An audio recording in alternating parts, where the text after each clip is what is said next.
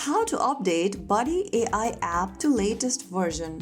If you're trying to keep your apps running smoothly, specifically the Buddy AI app to the latest version is a great idea. First of all, open up your App Store or your Play Store on your Android or iOS device and go to the search bar at the bottom of the screen. In the search box at the top, type in Buddy AI.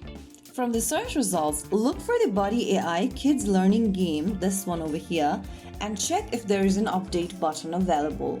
If you see the update button, tap on it to download the latest version of the app. But if you see the open button instead, your application is already updated.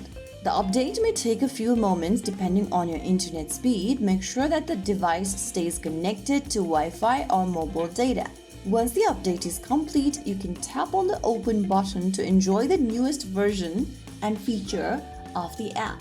So that's it. That is how you update Buddy AI app to the latest version. Keeping the app updated helps them to run better and gives you access to the newest tools and features. If you found the video helpful, don't forget to like, share and subscribe to our channel. I will see you again in the next video. Stay tuned and thanks for watching.